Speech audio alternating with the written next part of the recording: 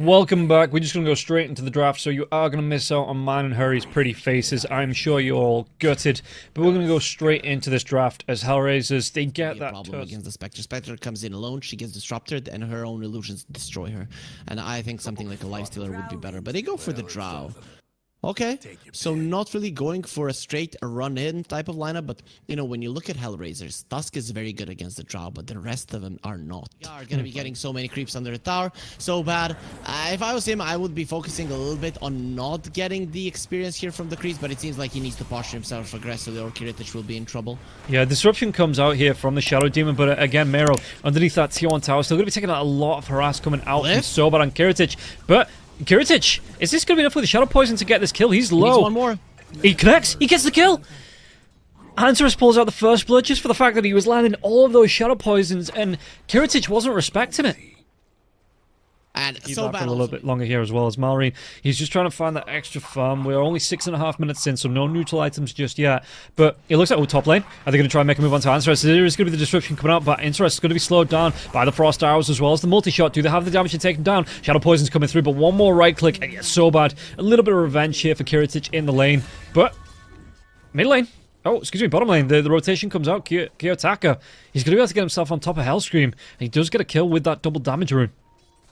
And very fast rotation towards the mid lane, and immediately he waited for the siege creep in the mid lane to die, for him to find the first power rune, and then go for a rotation. Mallory needs to be careful, they're coming in full force. Yeah, Dragon Slave gets thrown out, but the snowball, he gets caught in the ice shards, and now with the Walrus Punch, this damage, it should be enough. LSA is going to connect though, double damage rune. Tusk just needs one more right click with the disruption. Antares the illusions, yeah, Antares is going to be able to get it with the poison. Oh, that was beautiful what he did. He saw that he had to kill you because of the Spirit Siphon being so strong early on. So I think that's the idea. But top lane Kiyotaka is making a move with the Arcane Rune. Yeah, it looks like they're going to try and close the gap onto Kiritich now as well, but the LSA is going to connect the disruption. It came out a little bit too late, but it does still keep the Tusk from danger, and now immediately into that snowball so bad. It's going to be the point-blank connection. Laguna Blade comes out. Kiritich, though, is the chase because he moved himself away, so Kiyotaka is going to be able to move himself out there as well. So Kiritich not going to be able to expand. Yeah, the snowball comes out. They get the kill onto Sobat now as well. The Walrus Punch connects onto Malrine. Malrine is going to get really down low. The Sounds comes out onto the Batrider. Doesn't even need the lasso, and they might even still be able to go into Kiritich with this disruption into the lasso from Mero, and Mero's going to be able to get out. He doesn't even need to use it here just yet. The damage going to be more than enough. Mero picks up that kill. Vazia used that point towards the bottom tower, opening up the map for Nemiga. It's impossible currently, and they need it because they have some greed on their lineup, whereas Hellraisers, they only need the sniper hitting creeps. Oh, Ice Shards comes out. Hellscream, he's going to be in trouble. The Walrus Punch comes through now as well, and with the damage soul, with Spirit Siphon as well as the Exorcism. Even Vizier's going to be in trouble. The Snowball underneath the Tier 2 tower, and it looks like the Death Prophet wants to carry on going. Sounds for a few seconds longer. Solo, can he get himself out of this? He starts another Spirit Siphon onto the Drow here, and Kiritich going to take a lot of damage. Kiyotaka still gets a kill onto Vizier, and now they might be able to take down the Tusk.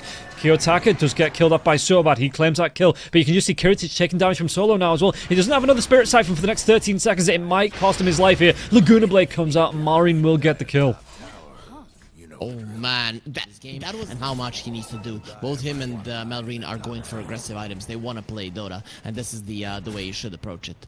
Yeah, meanwhile, the top lane, you can see that Dahax, he's just going to take down the right clicks onto that Tier 1 tower. Hellscream being caught out. He's already used the Assassinate as well, so the right clicks, and Mero's going to be able to secure the kill up against the techies, and then the TP into the mid lane. So Mero, how is he looking? He did go for the drums first. He's only about, what's that, 700, 800 gold from the blink, though, so it's not a massive... It's going to be a great time in here for the Batrider. That is gonna be quite nice. So there it is, drums and the blink. He knows that he needs to catch the enemies, and that's what Hellraiser's lineup is good at. Get a kill. If you jump them, you can't get a kill. Burst them down from 100 to 0. Yeah, Mero, they're gonna be able to spot onto Malrine now as well. The flame break into the lasso. He's gonna be slowed down, but there's still gonna be enough damage to get with the overgrowth coming through though. Did they still get the kill? Assassinate from long range. They still get the kill onto Malrine, and now, well, they're gonna be able to take down the Tusk. Solo coming in with the Exorcism. Can they carry on going even further? They take down the techies. Train, he wasn't able to TP himself out of this, and now Kiritich is in trouble as well. He's already used that Gust, so he's not even going to be able to get the blowback onto Solo, and Solo should be able to get the kill. It's going to be a full 5-man wipe, and Hellraisers, they only lose the mid lane, or they might lose the courier as well. The tower shots, it will take it down, but they lose a Tier 1, and a full team wipe goes the well of Hellraisers. The Hawk comes at a perfect moment. Gets right on top of him. But we can see Nemiga, they want to go for a smoke. Yeah, they will be catching someone here for sure, but if Antares is not the first one that gets caught, he just saves people. Yeah, and the blink, it doesn't come out here from the Centaur, so they're going to be able to turn it around with the disruption of Mount Vazia. He tried to go for that stomp, he has to pop the Stampede, but there's going to be the lasso, the Walrus Punch comes out. They still get the kill onto the Centaur. And where are they going to be able to go from here? Malrine underneath that tier 2 tower, but the rest of his team not close, so if there was a dive coming in, yeah, you can see that he's just playing it safe, just going to go right back to the fountain with a TP.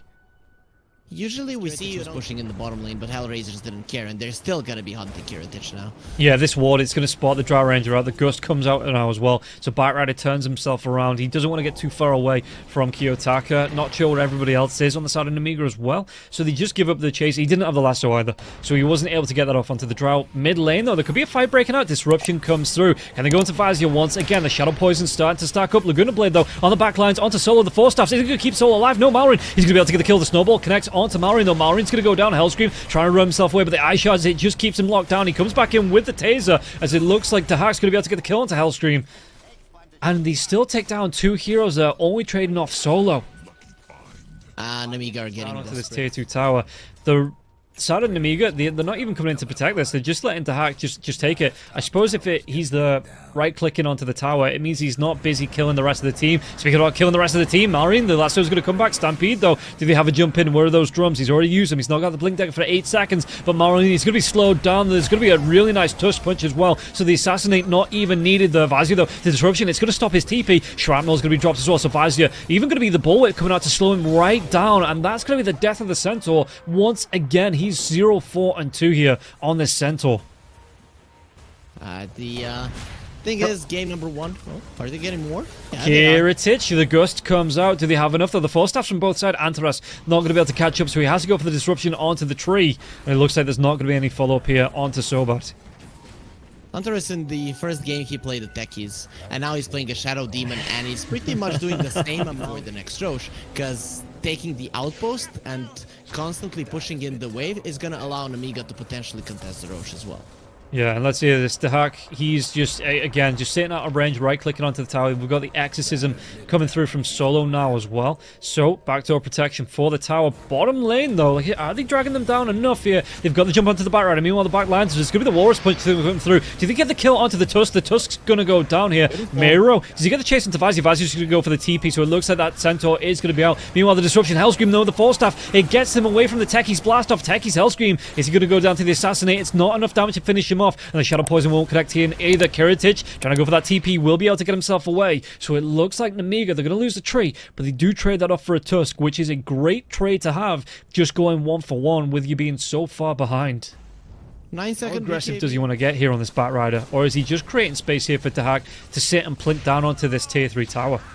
It doesn't have a force, so not too much, right? But ideally, you're just defending the Hawk here. He went for a Crystallis, it's coming over. I like that much more over the Daedalus that he was thinking about, because this sniper, he needs some damage, right? Daedalus or the Silver Edge, that's what I want to see, because now it's time to poke the high ground, considering there's no glyph. Now your axes can actually fall. Yeah, and look at how quickly they're going to go down. There's going to be the jump in now as well. The BKB comes out from the Bat Rider. Overgrowth is going to be there, so Kiritich is going to be left outside of the range of Hellraisers, but it's still going to be Hellscream that goes down. Buyback comes out. What can Kiritich do? He's got to be careful because the shrapnel is still dropping. Dahak's leading the line. The sniper's in the front. He's saying, right, come at me, bro. You want to fight into me? Here I am. He's still got that Aegis now as well. He's going to be plinking away onto the melee racks. And at least Malrine, he pushed down that top lane. He got some tower, so he got some net worth. He's finished off that Silver Edge here as well for the Lina. So what can he do with this now? I'm having the Aegis. Look at this. Vazia, he's going to be able to get the double stomp off, but what's going to come from this now as well? The multi-shot, it's not going to be there because of the Walrus Punch. They take down Kiritich, and Kiritich doesn't have a buyback. He's dead for 50 seconds. Assassinate onto Malrine now as well. Maybe just a bit of a scouting to see where he was in that Silver Edge, to see if he was coming forwards, but this is going to be a lane of racks. 40 seconds before the Drow comes back up. You still have the Aegis on the sniper as well, so they're going to be able to take even more out of this, Hellraisers.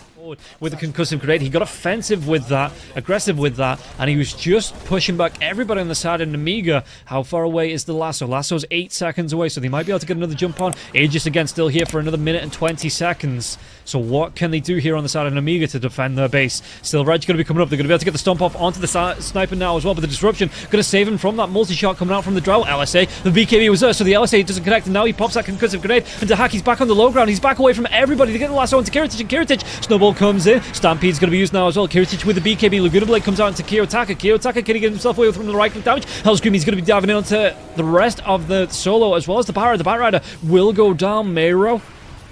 Oh, in the trees though, it looks like the Tusk able to get himself away with the Gust or connecting it onto Illusions. So they do take down the Batrider at least.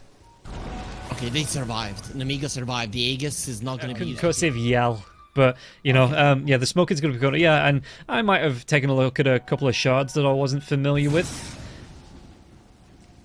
Hellraisers, they are going onto the high ground, so might not be ideal. Nemiga not in a position anymore. Yeah, the Lincolns comes out. It's actually pop, but is there going to be the Lasso comes out, gets some try back now onto the Lina. The Lina's going to be cliffed now as well. The damage, look at this, just stacking up all around this cliff, and they've got a great anchor point here on the side of Hellraisers just to keep them locked down. Even the Banish comes out. There's going to be the Force Staff away from Vazia, but Vazia, is he going to be able to? He's not going to be able to survive, and only the techies left. Drow Ranger does have buyback, but you're standing up against 5 heroes on the side of Hellraisers, and you know what? I loved as well, before the Batrider jumped in, the hack put the Melonia active onto the Batrider as well.